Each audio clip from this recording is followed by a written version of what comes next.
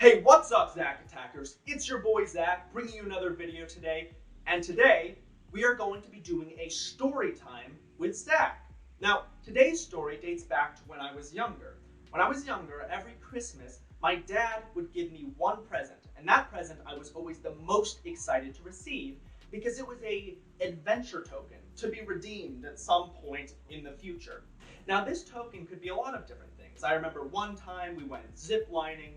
One time we went to a theme park, but whatever we did, it was always something absolutely thrilling. The adventure I want to talk about today is when my dad and I went to Gold Country. One of the other aspects of this token gift is that my dad would never tell me exactly what we were doing until the very last moment. So I woke up one morning and my dad told me, today's the day we're going on this adventure.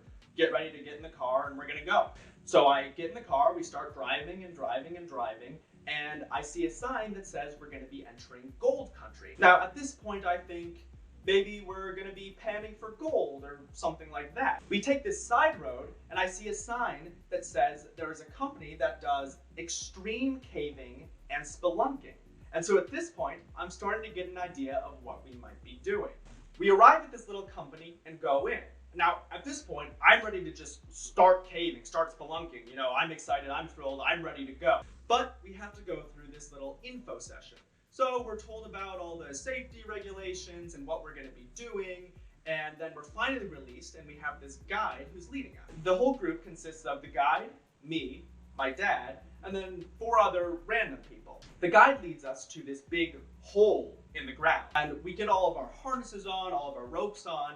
And since I'm the most excited one, the guide says that I can go down first. I get all my stuff on, I'm ready to go, and I start rappelling down into this huge hole, into this cavern. And as I'm going, I'm a little bit nervous because during the info session, they told us that during this rappel down into the cave, there was a rock called the Kissing Rock. And they called it the Kissing Rock because if you went down a little bit too quickly or if you slipped while you were trying to rappel down into the cave, you would go face first, smacking, kissing the rock. I was nervous, I was being very careful. I made my way down past the Kissing Rock, and then I kind of pushed off and ended up floating in this huge cavernous area. So now I wasn't against a wall anymore. I was just floating in the space, looking around in this huge cavern, probably 30 feet off the floor, and I was just kind of awe-stricken at this point. I'm lowered down by the rope all the way down to the bottom into the cave. Then I wait for all the others to come down. Now at this point, I think we had already pretty much had the extreme part of the trip. But it turns out that we hadn't even gotten to the part that was forcing this trip to be labeled as extreme. The guide then leads us to this inner cavern area, which is a much smaller entrance within the bigger cavern. He has us all huddled together, and he tells us that from here on out, we're only going to be able to go through single file because the cave is so narrow and small.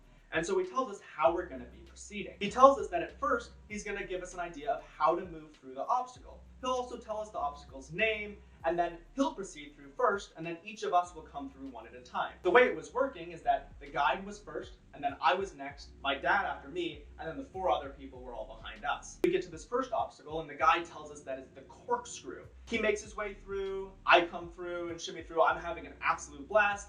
My dad makes his way through, and everyone else makes their way through just fine.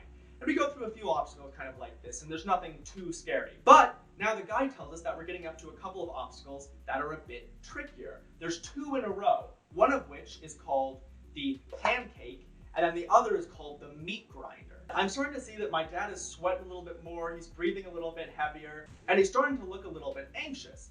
Now, I'm still having a great time, so the guide goes through, I shimmy my way through, kind of scurrying, because I'm all small, but my dad is a little bit bigger. Now, he's not a huge guy, but he's definitely got a little bit of fat on him.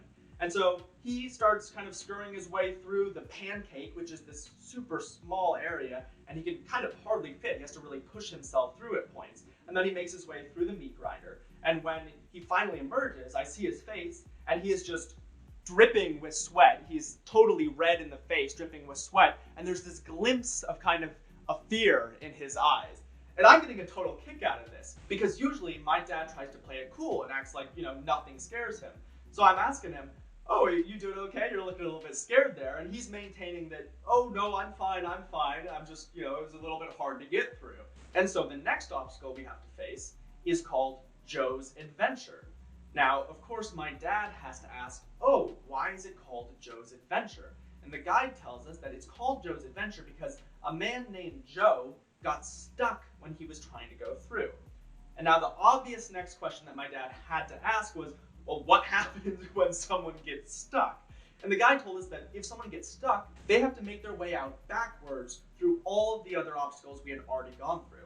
So we'd have to go through the corkscrew, through the meat grinder and the pancake, and the guide also told us it was a lot harder to go through backwards. And so he was basically saying, you really, really don't want to get stuck. My dad is definitely looking claustrophobic and is looking like he just, wants to get out of this cave. And so the guide makes his way through Joe's Adventure, and I make my way through just fine, and I'm looking back, and my dad ducks his head down under and starts kind of shimmying and making his way through, his body all cramped up together, and he finally, after a lot of shimmying and scurrying and scraping his arm and sweating and panting, makes his way through. He emerges out into the area, and he looks at me, and he looks like a man fighting for his life at this point. He just wants to get out of this cave. And so the guide asks us at this point, do we want to go through one more obstacle, or do we want to just take this easier path to get back into the bigger cave area? And I'm of course saying, oh, we should go through the last obstacle. That's what we're here for, an extreme cave adventure. But my dad is having none of that. He wants to get out. And so I'm saying, oh, Dad, I thought you were, having a good time. I thought you weren't scared of anything. But he is having none of it. He's saying, I'm going to get the heck out of here. I don't want to have any more of this cave stuff. I've been in this tight space for way too long. And so he makes his way out through the little wimpy passage, and I go through the last little obstacle with the guide, and then we all reconvene in the big cave area once again. The rest of the adventure goes just fine. We end up getting out of the cave just fine, and then on the whole ride home, I'm telling my dad, oh, you seem pretty scared down there. I thought you were a big boy. I thought you could handle yourself in these kind of scary situations. What was happening down there? And he was just trying to maintain, oh no, I was fine. I just, I wanted to get out of there. I felt like I was overheating a bit. I wasn't feeling so good. And so he was just making excuses the entire way home. And this is one of my best memories from when I was younger. And I remember thinking, as we were driving on the way home, I just couldn't wait for next year, the next Christmas, and the next surprise token for an adventure that I had no idea what it could or might be. Now, if you are all wondering, all you Zack Attackers are wondering what other adventures I went on with my dad, make sure to hit that like and subscribe button, and I'll do more stories like these.